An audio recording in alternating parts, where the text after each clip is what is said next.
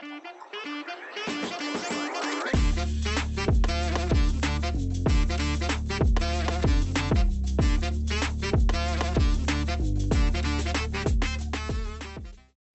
tout le monde, bienvenue au balado collaboratif de Drouin Consultant.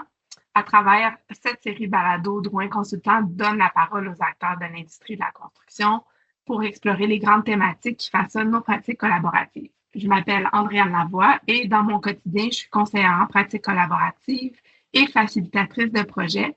Puis aujourd'hui, je suis l'animatrice de l'épisode. Aujourd'hui, c'est avec grand plaisir que je m'entretiens avec Marc Dadour, directeur senior amélioration de la performance et associé chez Sim Conseil. Fort de 20 ans d'expérience, Marc détient une formation design industriel de l'Université de Montréal, ainsi qu'un DESS en gestion de la chaîne logistique d'HEC Montréal, ainsi qu'une formation complémentaire en pratique de gestion du changement. Marc a travaillé dans le milieu manufacturier, d'abord chez Normapac, et tu as veillé dans le secteur de l'implantation des démarches Lean, à l'amélioration des processus d'opération et de la qualité, ainsi que l'innovation en passant par les méthodes Kaizen, 5S. Tu as également été chargé de cours à l'Université de Montréal où tu as enseigné l'organisation du travail puis l'optimisation des processus. Tu as également parti d'une entreprise de recrutement qui était nommée FitJobs en 2016. Et depuis maintenant 8 ans, tu es au sein de Sim Conseil où tu as grandi de conseiller principal à directeur senior, le poste que tu occupes maintenant. Donc, Marc, je te souhaite la bienvenue. Merci. Marc, avant de sauter dans le vif du sujet, on voulait discuter de mode collaboratif avec toi pour profiter sur ton regard de spécialiste en gestion du changement. Mais d'abord, j'aimerais t'entendre sur ton travail chez Sim Conseil. Est-ce que tu peux nous parler de ton quotidien professionnel? Oui, absolument. Donc, comme tu le disais tantôt, je suis directeur dans l'équipe d'amélioration de la performance. Moi, plus spécifiquement, je suis responsable de la pratique de transformation organisationnelle, donc d'accompagner justement les organisations, les entreprises à aborder des changements culturels, des changements plus profonds. Et donc, je travaille à la fois sur le volet des processus, de la gouvernance, mais aussi, évidemment, au niveau de la gestion du changement. Donc, c'est des projets qui sont souvent sur plusieurs années, donc pour permettre justement cette transformation-là. Et puis, j'œuvre dans différents milieux, là, autant dans le secteur public que dans le privé.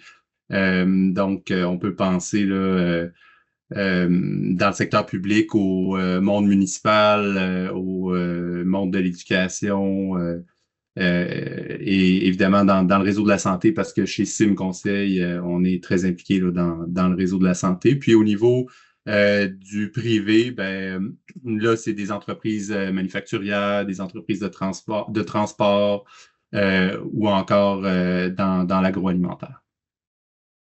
Merci beaucoup pour cette tournée-là. Évidemment, la raison pour laquelle on s'intéressait là, à ton expertise aujourd'hui, c'était pour discuter des modes collaboratifs. Puis, on a eu la chance de collaborer avec toi auprès de certains donneurs d'ouvrages municipaux et publics. Puis après, l'industrie de la construction, le développement de projets d'infrastructures divers dans le bâtiment, mais aussi de tout genre. Puis l'intégration des pratiques collaboratives là, au sein de ces instances-là.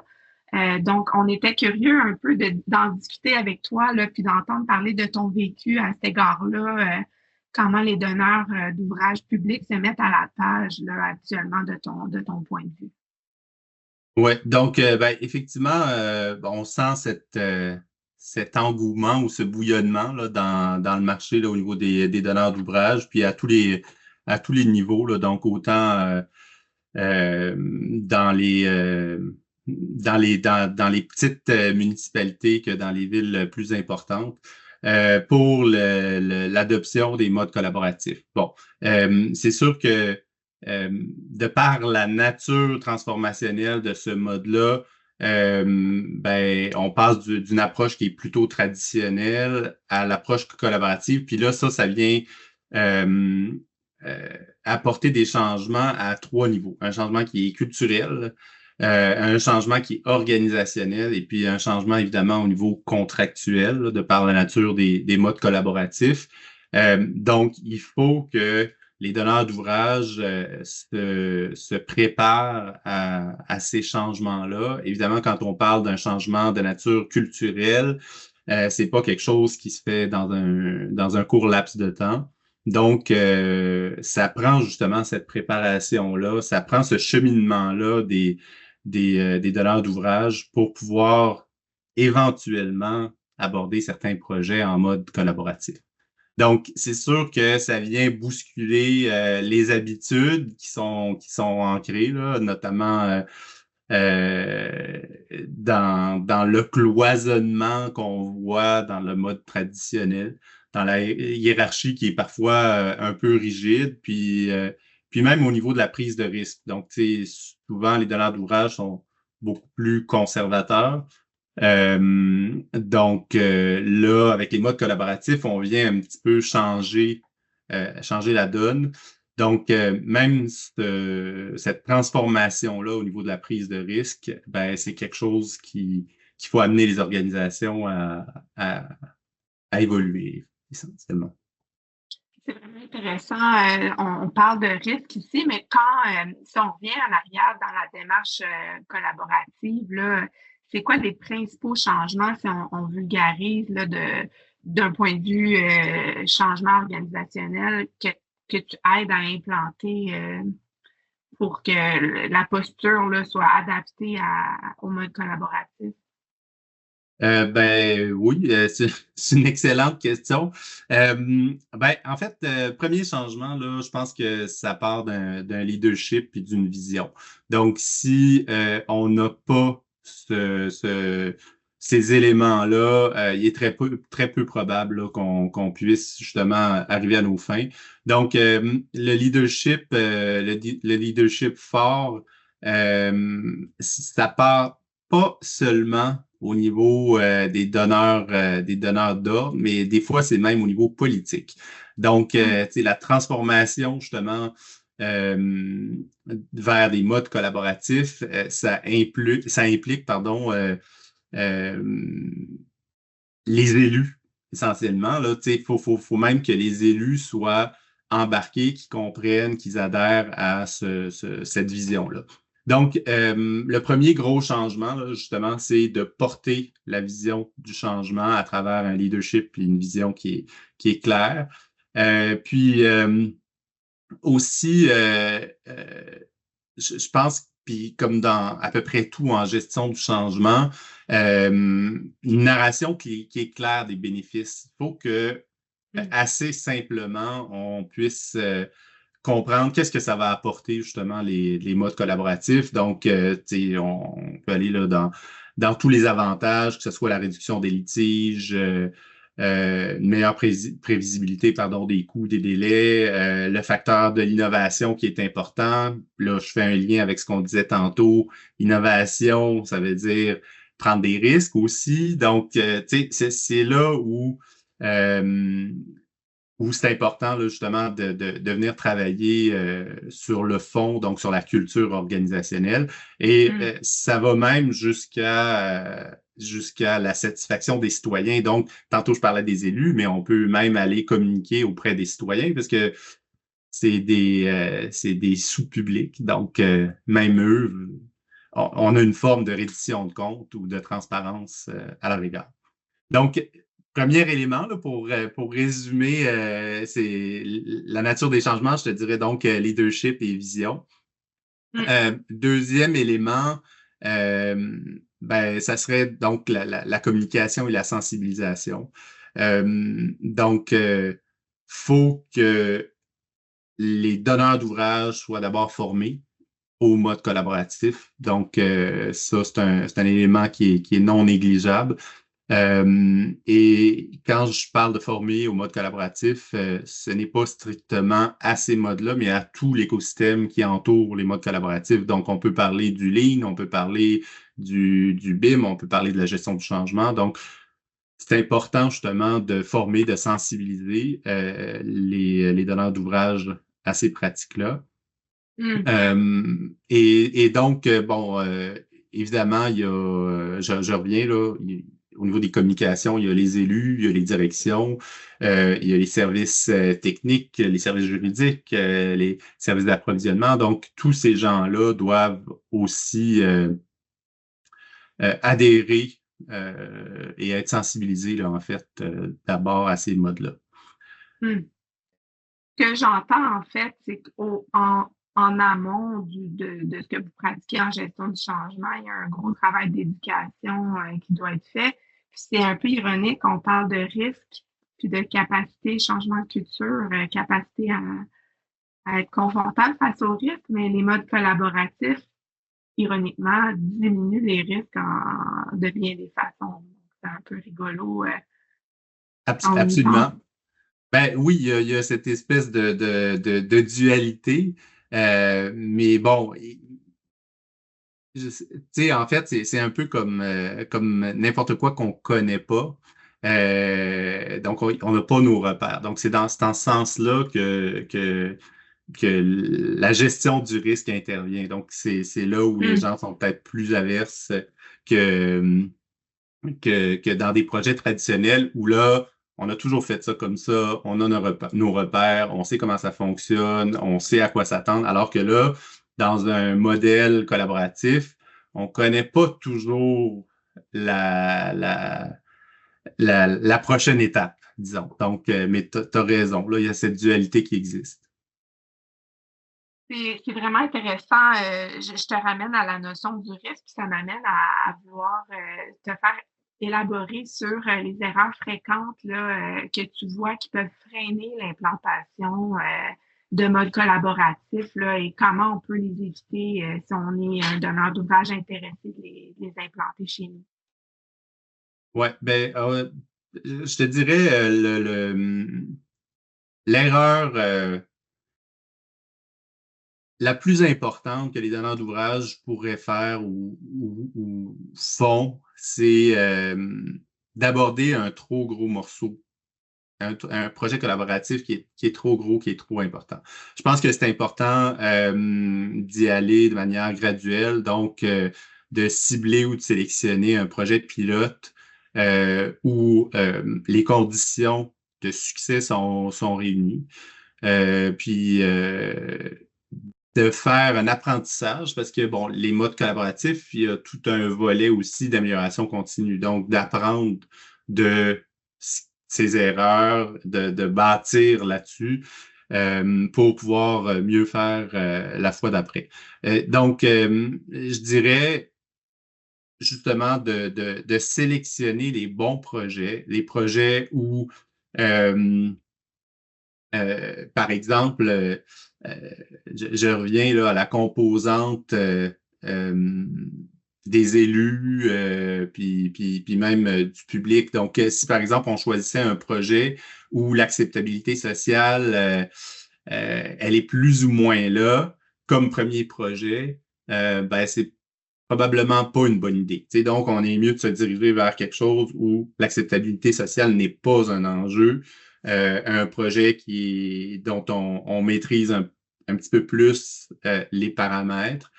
Donc, je pense que ça, c'est la première, le premier piège qu'il faut éviter.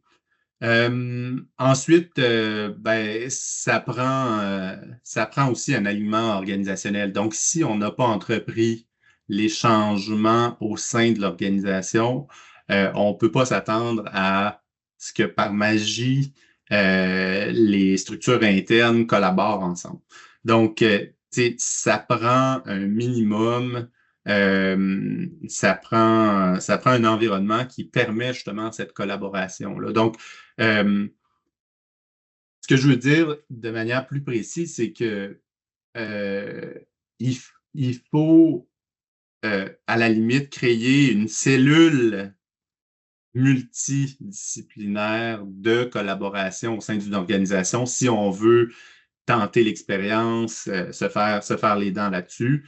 Parce que si on garde les structures internes telles qu'elles sont, souvent de manière très verticale, Mhm. C'est rien pour favoriser justement la réussite là, d'un projet en mode collaboratif.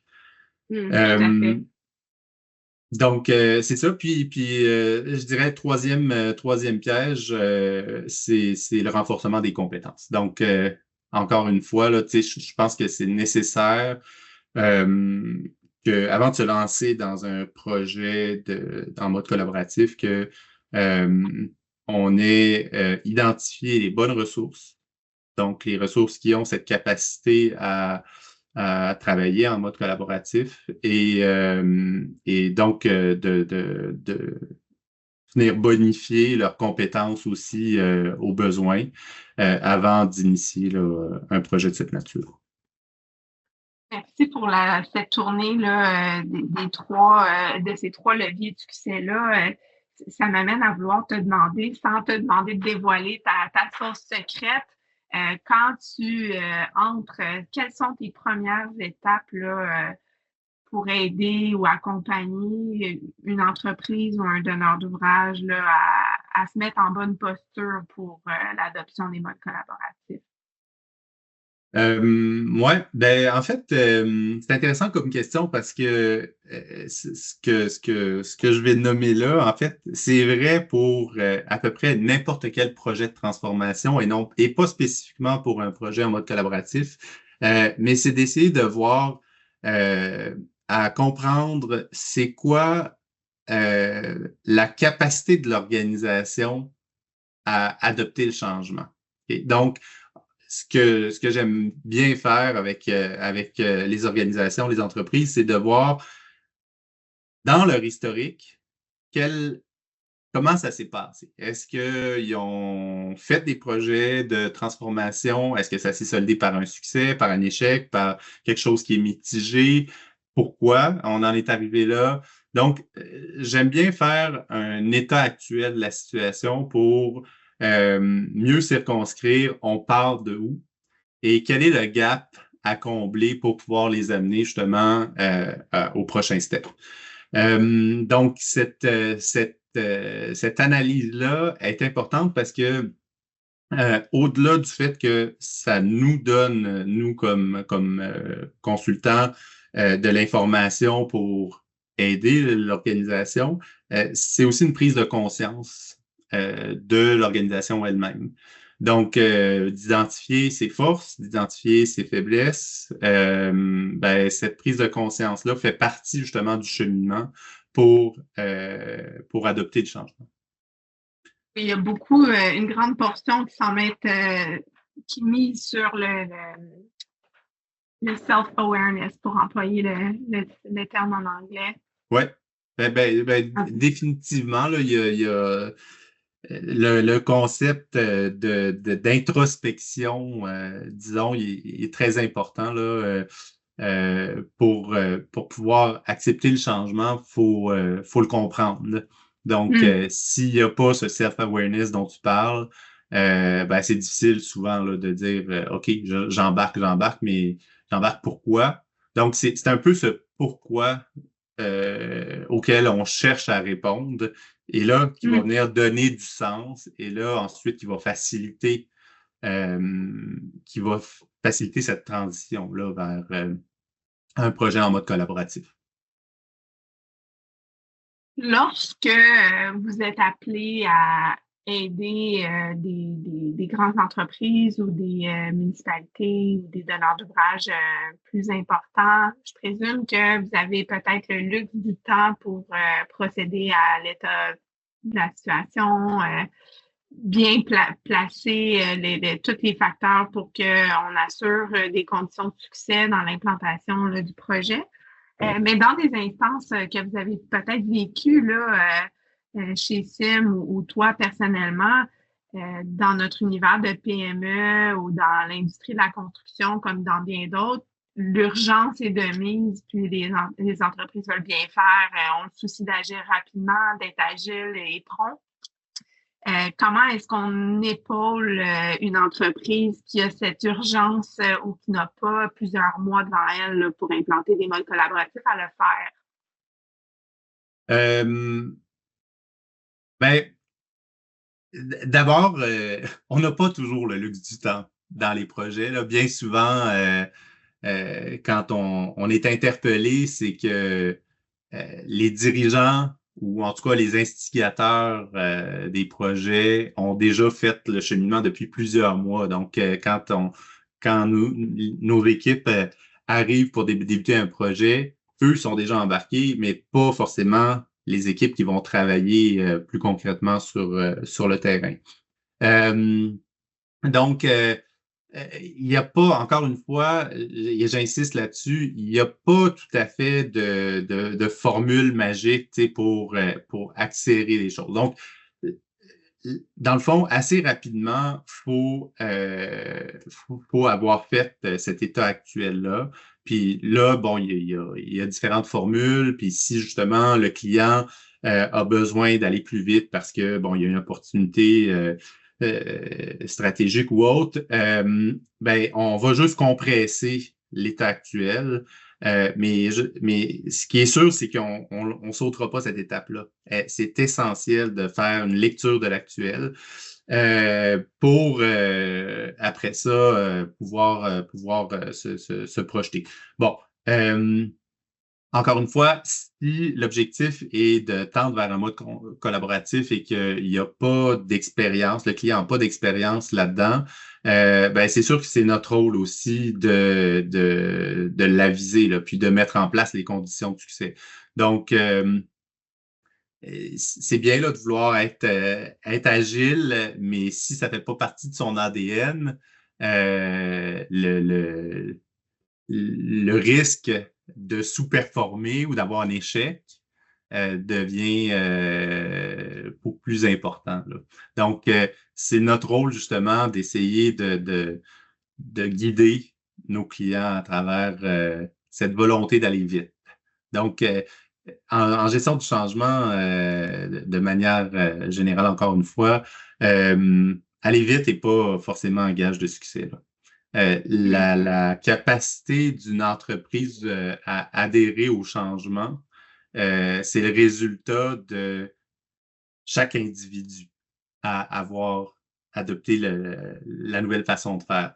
Donc, plus j'ai un bassin important d'individus qui ont accepté ça, plus je vais raccourcir mes étapes, plus je vais arriver à mon objectif rapidement. Mais autrement, on se ramasse avec le phénomène du gruyère, là, donc avec des trous, moins de gens qui ont adhéré, donc ça devient plus compliqué. Et là, souvent, parce qu'il y a plus d'interventions à faire, il y a plus de communication à faire, et donc c'est là que ça s'étire. Donc, tu sais, aller vite, pas toujours un gage de succès. Tout à fait. Et je me permets une dernière question pour toi, Marc. Je trouve ça fascinant de voir le pont qui se crée de plus en plus entre l'univers manufacturier puis les méthodes que tu as eu l'expérience d'employer dans un autre univers, puis comment est-ce que cela se transpose dans l'industrie de la construction actuellement. J'aimerais t'entendre à ce sujet-là. Comment tu vois ça, cette espèce de changement-là ou cette percolation là, de certaines approches lean ou agiles ou autres dans le milieu? Ouais. Ben, en fait, tu sais, au final, tout le monde cherche à mieux utiliser ses ressources, justement, à parvenir à ses fins de manière plus optimale, plus rapide. Donc, forcément, ces méthodes-là finissent justement par percoler, comme tu dis, là, d'une industrie à l'autre. On l'a vu même, tu sais, si on parle spécifiquement du lean, bon, oui, c'est vrai, l'origine manufacturière là, du lean, mais même ici au Québec, vers 2007-2008, là, tu sais, on a commencé à sentir justement une vague où on voulait transposer le lean dans l'industrie du service. Puis là, tranquillement, il y a certains projets qui se sont mis en branle et puis on a vu quand même les avantages que ça pouvait apporter, là. Donc, de repenser l'organisation du travail. Donc, je pense que l'industrie de la construction, comme n'importe quelle autre industrie, voit qu'il y a peut-être justement euh, matière ou un univers à améliorer l'organisation du travail. Et donc, de venir emprunter certains concepts, peu importe c'est quoi la méthodologie, je pense que d'être trop rigoriste par rapport à ces méthodologies-là, c'est pas servir une industrie ou une autre.